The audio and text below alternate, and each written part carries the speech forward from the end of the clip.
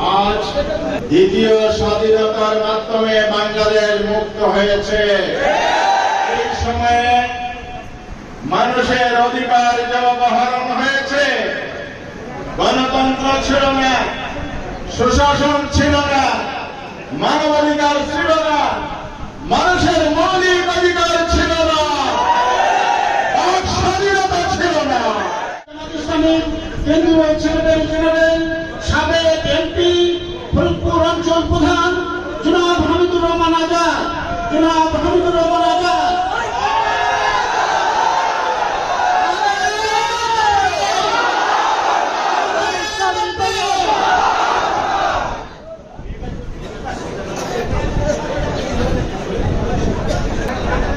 আলহামদুলিল্লাহ রাব্বিল আলামিন,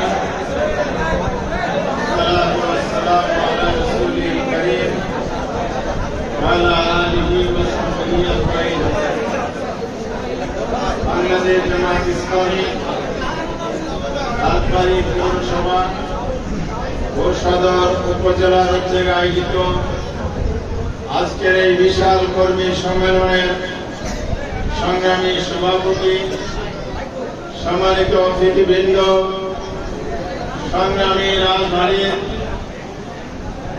এই দুটি উপজেলা পৌরসভা উপজেলার প্রিয় কর্মী ভাইরা, সাংবাদিক বন্ধুগণ এবং রাজবাড়ীর বিভিন্ন পর্যায়ের রাজনৈতিক দলের নেতৃবৃন্দ এবং সংগ্রামী রাজবাড়ীবাসী, আসসালামু আলাইকুম ওয়া রাহমাতুল্লাহি ওয়া বারাকাতুহু। আল্লাহ তাআলার শুকরিয়া আদায় করছি। আজ দ্বিতীয় স্বাধীনতার মাধ্যমে বাংলাদেশ মুক্ত হয়েছে, রাজবাড়ী মুক্ত হয়েছে, দেশের জনগণ মুক্ত হয়েছে, কথা বলার অধিকার ফিরে পেয়েছে, নিরাপদে বসবাসের সুযোগ লাভ করেছে, নিরাপদে পথ চলা শুরু করেছে, নতুন বাংলাদেশের যাত্রা শুরু হয়েছে। আমাদের এই নবযাত্রা যেভাবে শুরু হয়েছে, শহীদদের আত্মত্যাগের মধ্য দিয়ে নতুন প্রেরণা নিয়ে বাংলাদেশ এগিয়ে যাচ্ছে। এই যাত্রার গতিপথ আর কেউ ঠেকাতে পারবে না ইনশাআল্লাহ। প্রিয় ভাইরা আমার, বিগত 15 সালে 15 বছরে কি হয়েছে বাংলাদেশের?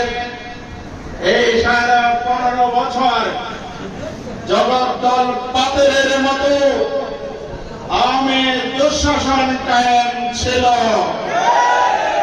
এই শাসন ব্যবস্থার অধীনে বাংলাদেশ একটি জাহান্নামের অগ্নিকুণ্ডে পরিণত হয়েছিল।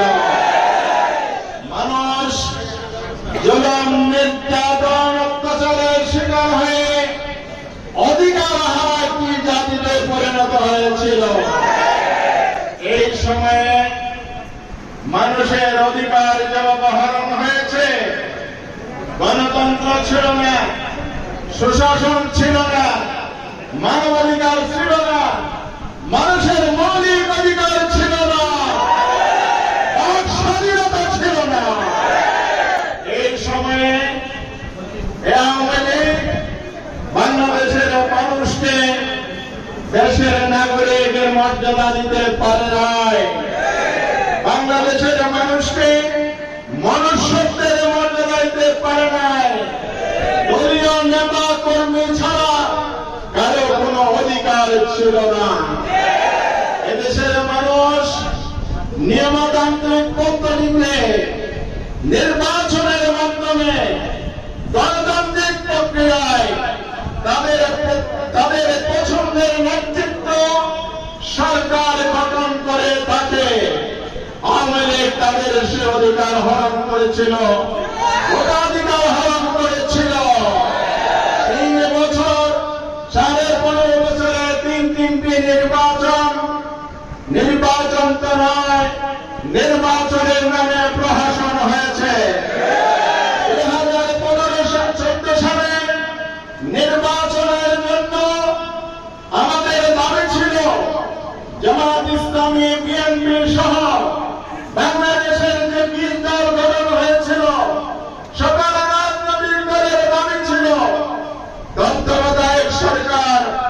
নিরপেক্ষ কেয়ারটেকার সরকারের অধীনে নির্বাচন দিতে হবে। যে তত্ত্বাবধায়ক সরকার বা কেয়ারটেকার সরকার ব্যবস্থার জন্য আওয়ামী লীগ 173 দিন হরতাল করেছিল, বাংলাদেশের আন্দোলন সংগ্রাম তারা আমাদের সাথে জামাত এবং জাতীয়তাবাদী সে সময় আন্দোলনকে করেছিল, তারাও সে আন্দোলনে যোগদান করেছিল। সেদিন তারাও বলেছিল গণতন্ত্রের জন্য, সুষ্ঠু নির্বাচনের জন্য কেয়ারটেকার সরকারের বিকল্প নেই। কিন্তু যখন 2009 সালে সরকার গঠন করল, তারা বুঝতে পেরেছে তাদের দুঃশাসনের কারণে দেশের জনগণ তাদের আর ভোট দেবে না, তাদের জনপ্রিয়তা হারিয়েছে।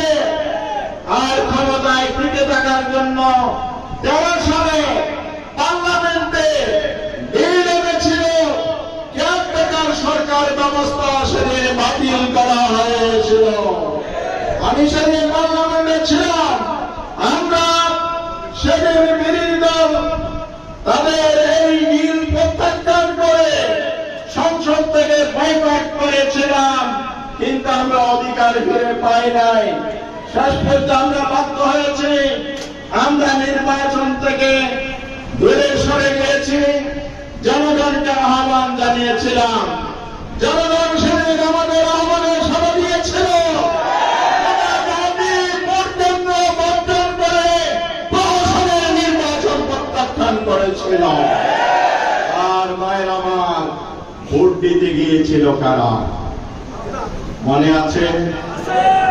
কুকুরি বিড়ালের সেই ছবি শোভা পেয়েছিল মিডিয়াগুলোতে। মানুষ সেদিন ভোট দিতে যায় না, বিরোধী দলের ডাকে সাড়া দিয়েছিল বলে সেদিন তারা জনগণের কোন সাড়া পান নাই। এরপরে তারা এই নির্বাচন, ভোটবিহীন নির্বাচন, 153 জন বিরাপদ চিন্তায় সেদিন নির্বাচন ঘোষণা করে সরকার গঠন করে আরো 5 বছর দুঃশাসন চালায়। আর কি করে 18 সালে যখন আবার নির্বাচন আসলো, সেই সময়ে আরেকটি নিউ মডেলের নির্বাচন হলো। সেটার নাম কি? দিনের ভোট রাতে। আপনারাই বলুন, রাতের কারবারি কারা? রাতের কারবারি কারা? ডাকাতের কারবার করেছিল সেদিন মানুষের ভোট চুরি, ব্যালট ডাকাতির মধ্য দিয়ে। এই সরকার ভোট, জনসমর্থন, জনগণের ভোটাধিকারের নির্বাচনকে ভয় পেয়ে বারবার এই কারচুপি ডাকাতি করেছে। সর্বশেষ 2024 সালের 7 জানুয়ারি আমরা ভোট বর্জনের ডাক দিয়েছি। বাংলাদেশের জনগণ ভোট কেন্দ্রে যায় নাই। 5% ভোট কাস্ট হয়েছে। সরকার এটাকে আবার কি বলে, ইলেকশনের ডিজিটাল কারচুপির মাধ্যমে এটাকে 40% বানিয়েছে। তৎকালীন নির্বাচন, প্রধান নির্বাচন কমিশনার প্রথমে বলেছে 28%, আবার আরেকজনের কানে কানে বলে দিল স্যার 40% বলে। তামাশা, বাংলাদেশের ভোটাধিকার নিয়ে এই তামাশা, এই প্রহসন এই জাতি দেখেছে। ভোটাধিকার হরণ করে নাই শুধু, এই বাংলাদেশের মানুষ অন্যায়ের প্রতিবাদ করতে গিয়ে জেল কেটেছে। বছরের পর বছর কারাগারে নির্যাতন করা হয়েছে। তৈরি করে গুম করে তাদেরকে বন্দী করে মানবতার জীবনযাপনের বাধ্য করা হয়েছে। এই সময় আর কি হয়েছে?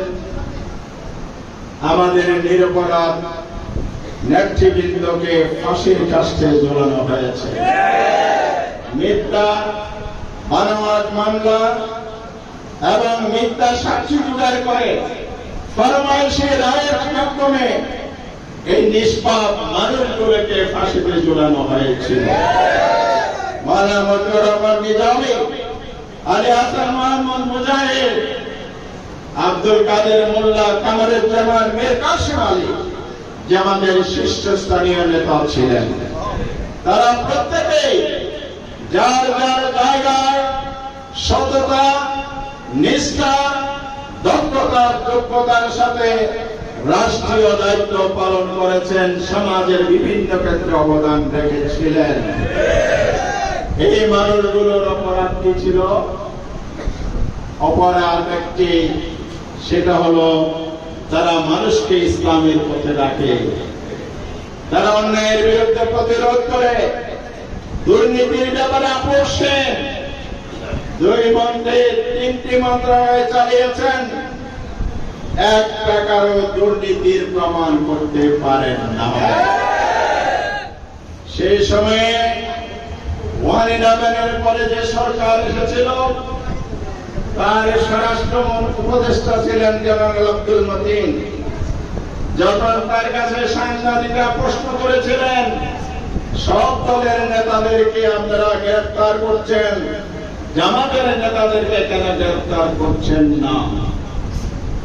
তখন তিনি বলেছিলেন, স্বরাষ্ট্র উপদেষ্টা, আমরা তো অনেক চেষ্টা করে দেখেছি, দূরবীন দিয়ে খুঁজেছে, নিজামী সাহেব, মুজাহিদ সাহেবের বিরুদ্ধে 2 মন্ত্রীর বিরুদ্ধে 2 টাকার কোন দুর্নীতির প্রমাণ আমরা পাই। আর যদি তথ্য থাকে, আপনারা একটু আমাদেরকে তথ্য দিয়ে সহযোগিতা করেন। প্রিয় ভাইরা আমার, সেই তথ্য আজ পর্যন্ত কেউ হাজির করতে পারে নাই। এই নিষ্পাপ মানুষগুলো এই সততার সাথে, যোগ্যতার সাথে দায়িত্ব পালনের কারণে তারাই আমাদের অপশক্তি যে শাসন ক্ষমতা ছিল পরবর্তীকালে, তাদের রোষানলের শিকার হয়েছে। জামায়াতের মন্ত্রীরা যদি, এমপিরা যদি এরকম সুশাসন উপহার দেয়, তাহলে আগামী দিনে এই দেশে ইসলামের বিজয় হবে, সৎ নেতৃত্ব কায়েম হবে। তাহলে আবুল মাল আব্দুল মুহিদের মতো ভাষ্য অনুযায়ী পার্লামেন্টে বাদের পরিষদে যিনি বলেছিলেন, পুকুর চুরিত হয় নাই, সাগর চুরি হয়েছে। তাহলে আওয়ামী লীগের সাগর চুরির অভিযান মায়ের খাবে, সব লোকেরাই ক্ষমতায় আসে। এটাই ছিল তাদের অপরাধ। তাদের অপরাধ ছিল কি? তারা মানুষকে ন্যায় পথে আহ্বান করত। ব্যক্তি জীবনে যেমন সৎ ছিলেন, সততা, ন্যায় বিচারের ভিত্তিতে একটি শাসন ব্যবস্থা কায়েমের জন্য মানুষকে আহ্বান করেছিলেন। সেই কারণে তাদেরকে ফাঁসির কাস্টে ঝোলানো হয়েছে। এরপরে অসংখ্য নেতা কর্মী মিথ্যা বাংলার শিকার হয়েছে, বছরের পর বছর জেল কেটেছে, গম, খুন, রাহাজানি, অত্যাচার, সারা দেশের অফিসগুলো বন্ধ করা হয়েছে। বিরোধী দলগুলো নির্যাতন, নিষ্পেষণের শিকার সেদিন হয়েছিল। আর এই সময়ে সবচেয়ে বেশি নির্যাতিত দল বাংলাদেশ জামাত ইসলাম। আমাদের উপর তাদের এত ক্ষোভ, এত প্রতিহিংসা এবং জিজ্ঞাসার কারণ কি? কারণ একটি, সততার ভিত্তিতে, ন্যায়করণের ভিত্তিতে, সুশাসনের ভিত্তিতে, মানবিক অধিকার প্রতিষ্ঠার মাধ্যমে যদি বাংলাদেশ একটি আধুনিক ইসলামী সার্বজনীন কল্যাণ রাষ্ট্র কায়েম হয়, তাহলে তারা নেতৃত্ব হারাবে চিরস্থায়ীভাবে। সেইভাবে আমাদেরকে দমন অভিযান চালিয়েছে, আমাদেরকে নির্মূল করতে চেয়েছে। বিদায় প্রমাণ হয়েছে আদর্শবাদী আন্দোলনের তামাম নিবেদনের মাধ্যমে নিঃশেষ করা যায় না। এক গতিময় নদী যখন চলমান থাকে, তা যদি বাধাপ্রাপ্ত হয়, বেরিয়ার তৈরি করা হয়, পানি উপচে পড়ে বন্যার জল স্রোত সৃষ্টি হয়, তখন সকল অন্যায়কে ভাসিয়ে নিয়ে যায়। জামাত ইসলামের আন্দোলন আদর্শ ভিত্তিক আন্দোলন, ক্ষমতা কেন্দ্রিক আন্দোলন নয়। জামাত ইসলামীর আন্দোলন হচ্ছে নবী রাসূলদের পরিচালিত আন্দোলন, কোরআন সুন্নাহর আদর্শের ভিত্তিতে পরিচালিত আন্দোলন। জামাত ইসলামীর আন্দোলন মানব কল্যাণকর্মী আন্দোলন। জামাত ইসলামীর আন্দোলন নিয়মতান্ত্রিক এবং গণতান্ত্রিক আন্দোলন। জামাত ইসলামীর আন্দোলন গরিব, অধিকার হারা মানুষের অধিকার প্রতিষ্ঠার আন্দোলন। বেকার তরুণদের কর্মসংস্থান করার আন্দোলন। জামাত ইসলামীর আন্দোলন ধনী দরিদ্রের বৈষম্য দূরীকরণের আন্দোলন। সেই কারণে তারা দমন করতে চেয়েছে। আল্লাহ তাআলার সাহায্যের বদৌলতে আল্লাহর কথাই সেটাই প্রমাণিত হয়েছে। ইউরিদুনা লিয়ুতফিউ নূরাল্লাহি বিআফওয়াহিহিম ওয়াল্লাহু মুতিম্মু নূরিহি ওয়ালাউ কারিহাল কাফিরুন। তারা মুখের প্রকারে আল্লাহর দ্বীনকে নিভিয়ে দিতে চায়। আল্লাহর সিদ্ধান্ত হলো তার দ্বীনের বিজয়, তার নূরকে তিনি প্রজ্বলিত করবেন।